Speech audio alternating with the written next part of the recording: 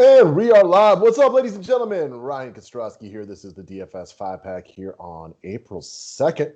Hopefully everybody enjoyed the kickoff of Major League Baseball yesterday. We had an interesting NBA slate at night as well with a couple of overtime games and the Pelicans running at about 3 total players, which could definitely be a thing to look at today.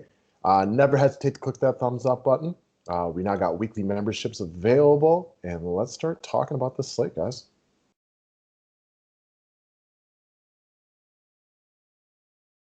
All right, let's kick it off. You can see who's on the cover today. I'll be talking about Mr. Harrell here momentarily. Today's show is brought to you by our good friends over at jazzsports.ag. I know a lot of you guys are sports bettors.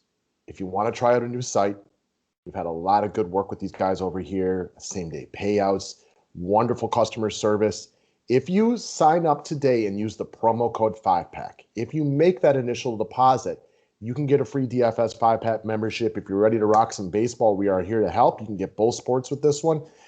Length of your 5-pack membership will all depend on the size of your deposit. If you're like a big bettor and you make a big deposit, I'll give you a free lifetime membership. If you only want to make like a small, deposit, test them out, completely understandable. You can get a monthly membership. So these are our friends over at jazzsports.ag. The promo code is 5-pack. Use that, make that deposit, and please let me know that you did so I can follow up and give you a free membership, guys. As I mentioned earlier, we now have weekly access for those of you guys who just want to try out baseball for a week, for example. It's all available through the website link below.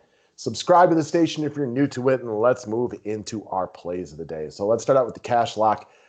Check out Necktat, a.k.a. James Johnson, the New Orleans Pelicans. He's coming in to be big chalk today. So yesterday on the show, before the news on Brandon Ingram came out, we talked about Brandon Ingram. Ended up he was out. So we saw all sorts of guys all over the Pelicans hit big-time value between Alexander Walker and Bledsoe and Lewis, Josh Hart, who is now questionable today. So there's a lot to evaluate with the New Orleans Pelicans. Best bet, all those guys are out today. Hart's questionable now too, so there may be another reason to check out James Johnson, who was the bare minimum at 3K.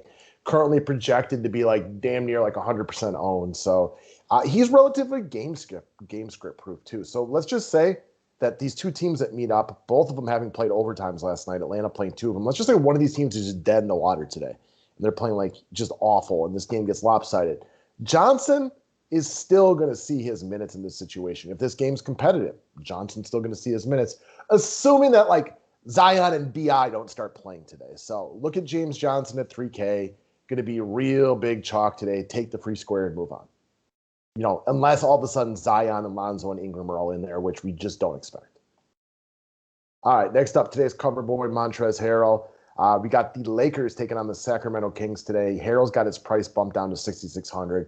This is partly because they started Andre Drummond last game, and then Drummond got his feet all janky now, and he is out for the day, out for at least this game.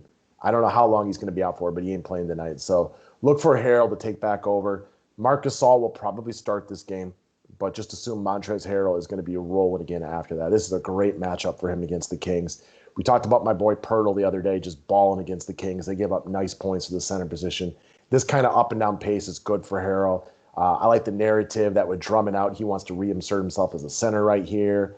Bump up matchup. The price is down. There's a lot to like with Montrezl Harrell today. Definitely viable in any format.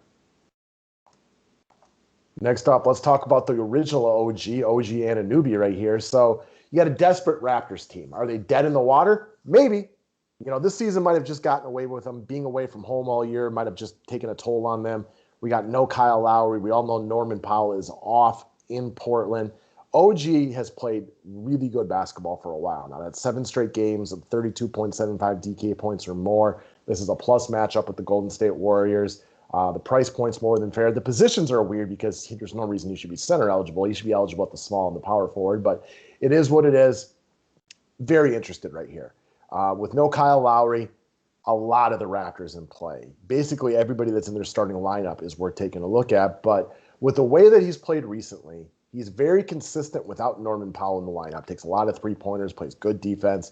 Take a look at Anunoby. Get him in your lineups. I think he works in all formats as well. Next up, let's move over to the long shots for the day. So I'm going to talk about my boy, Drew Holiday, at 7,500. He's currently projected for about 3% ownership. That sounds about right. I don't think he gets a lot of love today. And like if Donovan Mitchell's out, it is really, really hard to get a lot of different guards today because between the Pelicans, potentially the Jazz, and a couple other spots, guard spots are going to be at a premium. So you get Drew Holiday at like literally 1% today. Being a Bucks fan, having watched a lot of these games recently, he's really starting to plant his or put his imprint onto this team, his veteran leadership, kind of like the elder statesman. You know, he may have not felt super comfortable early in the season because it's Giannis's team as the two-time MVP, but now he's really starting to be a little bit more assertive and more aggressive. He's had 3 monster games in his last 5. Now, the one before the 2 Boston games where he didn't play very well, that was without Giannis, so he was supposed to be really good right there. But now back-to-back games against the LA teams, he's played really, really well from a DFS perspective. We've seen him give it to this Blazers backcourt before from his time within New Orleans. Really, his leadership is coming through. He feels like he is more confident being assertive and aggressive right now. They're going to need his elite defense against this killer backcourt tonight. This game's got a lot of potential DFS upside, and I think my favorite play from the Milwaukee is going to be Drew Holiday. Now, it's harder to get there because of the guard eligibility. Giannis is going to be more popular and probably deservedly so. But I do like Drew in kind of that long shot type of role. Now, from the other side of this one, called out Rocco the other day. He had a monster game. He continues to play well post All-Star break, shooting the three-point ball, extremely high rate right now. And we all know with Covington, and it's been this way for years, going back to his days in Philadelphia, when the 3 ball is falling, then all of a sudden, like, his blocks and steals really pick up. He becomes super engaged. He's been playing well for a while now.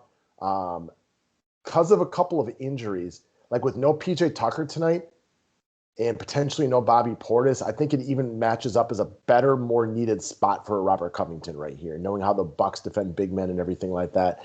I think Rocco, whose minutes are already super secure, are even more secure tonight.